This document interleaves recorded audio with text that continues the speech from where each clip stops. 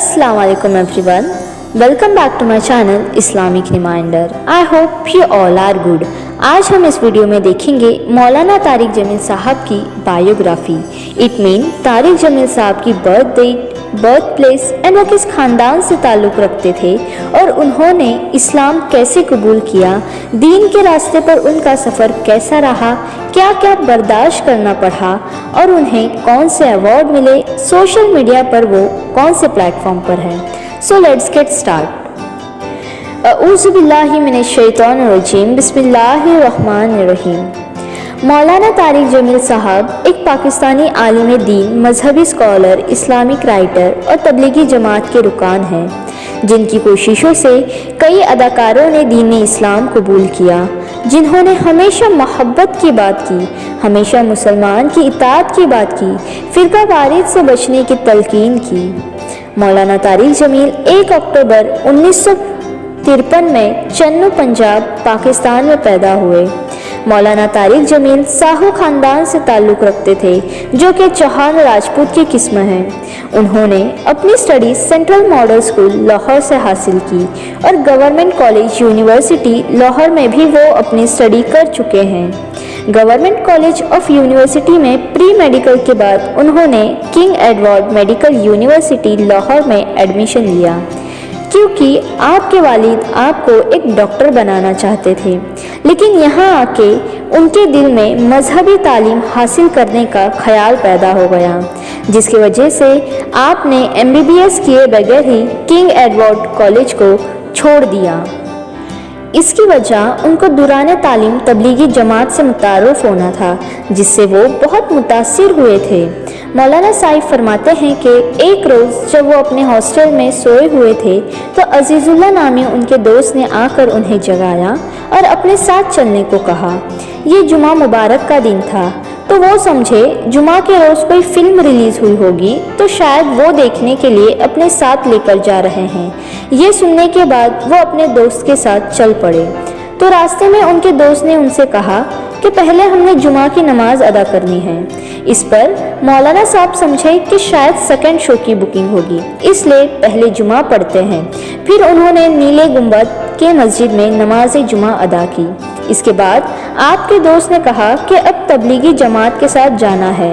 इस पर मौलाना साहब ने कहा कि मैं नहीं जा रहा, मगर आपके दोस्त ने आपको ज़बरदस्ती साथ ले गए. मौलाना साहब उस दौर में अपने कॉलेज के बेहतरीन सिंगर भी हुआ करते थे और मुख्तलिफ फंक्शन पर सिंगिंग करते और बहुत मकबूल थे.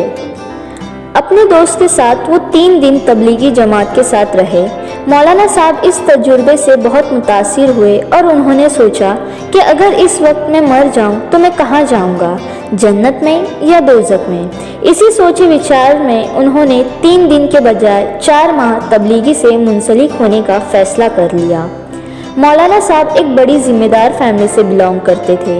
इस 4 माह के सफ़र के बाद उन्होंने फ़ैसला कर लिया कि वो अब डॉक्टर नहीं बनेंगे बल्कि मौलवी बनेंगे. तो उन्होंने दुनियावी इल्म को छोड़ के दीनी इल्म की तरफ कदम बढ़ाया. इस फैसले के बाद उनको ख़ानदान से लान तान और गालियाँ भी सुननी पड़ी. उनके देहात में इमाम मसीर की तनख्वाह नहीं हुआ करती थी, जिसकी वजह से वहाँ का इमाम मस्जिद मगरिब के बाद बर्तन उठाकर पूरे गांव के चक्कर लगाता और हर घर से खाना लेकर अपने घर लौटता, जिस पर वो और बाल बच्चे गुजारा करते थे. उसका नाम मोहम्मद बख्श था.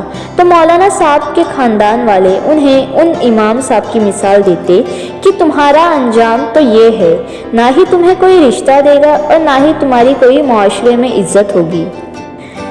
उनके डेरे पर उनके वालिद, ताया जान और गांव के तमाम बुजुर्ग उन्हें समझाते और तजलील करते. उन्हें 6 से 7 माह तक ये सब बर्दाश्त करना पड़ा, मगर आप अपने फ़ैसले से पीछे नहीं हटे. अल्लाह सुब्हान ताला ने उन्हें दीन के काम के लिए चुन लिया था. तो नाजरीन, 23 नवंबर 1972 मौलाना साहब नाश्ता कर रहे थे कि इतने में उनके वालिद मोहतरम शदीद जलाल घर में दाखिल हुए और उन्होंने तारिक जमील को हुक्म दिया कि अगर तुम्हें मौलवी बनना है तो मेरे घर से निकल जाओ, मौलाना साहब ने रंजीदा होकर बिस्तर उठाया और रायविंड चले गए। उन्होंने मजहबी तालीम जमाए अरबिया रायविंड से हासिल की, जहां उन्होंने कुरान और हदीस, फ़िक़्ह, तसव्वुफ़, शरीयत और इस्लामी इल्म कानून की तालीम हासिल की। मौलाना तारिक जमील साहब को ये कदम उठाने के बाद ख़ानदान और मुआशरे की कड़वी बातों को सुनना पड़ा।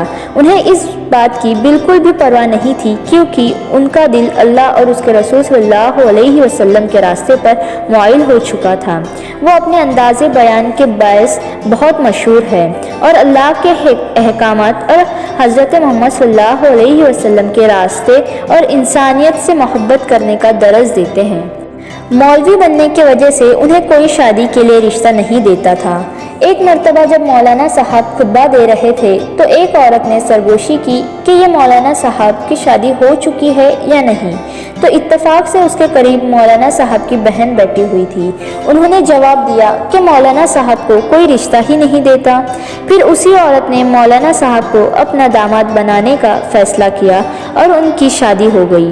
वो तबलीगी जमात के साथ 6 बड़े आज़मों का सफ़र कर चुके हैं और उनके बयानात इंटरनेट और मुख्तलिफ सोशल प्लेटफॉर्म और वेबसाइट पर पेश किए जाते हैं। बड़ी तादाद में लोग उनकी बातें सुनते हैं। उनके इखलाक से मुतासिर होकर कई मारूफ शख्सियत दायरे इस्लाम में दाखिल हुए।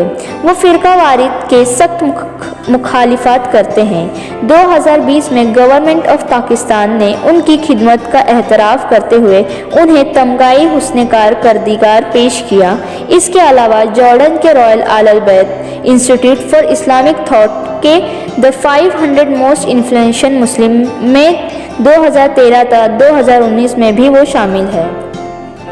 उनकी तसनीफ़ात में मजमुआ बयानात जमील 2014, हमारे मिसाइल का हल 2014 और गुलदास्तानिया अहले बैत रिजवान अल्लाहु अलैहि अजमाइन शामिल है। मौलाना साहब के 2 साहबजादे हैं जिनका नाम मौलाना यूसुफ जमील और आसाम जमील है। इंशाल्लाह नेक्स्ट वीडियो में मैं आपको मौलाना यूसुफ जमील के बारे में तफसील से बताऊंगी। हमारी दुआ है कि अल्लाह रब्बुल इज़्ज़त उनका साया व शफ़क़त हमेशा हमारे सर पर कायम व दायम रखे और वो इसी तरह इस्लाम और मुल्क कौम की खिदमत करते रहे। अल्लाह ताला हमें उनकी तालीमात पर अमल करने की तौफ़ीक़ अता फ़रमाए, आमीन। मेरे अजीज़ बहनों और भाइयों, अगर आपको वीडियो पसंद आई है तो लाइक, शेयर, कमेंट और सब्सक्राइब ज़रूर करें। इंशाल्लाह we will meet soon with another video, so stay tune with us. तब तक अल्लाह ताला हमें कहने सुनने से ज़्यादा अमल की तौफ़ीक़ अता फ़रमाए, आमीन।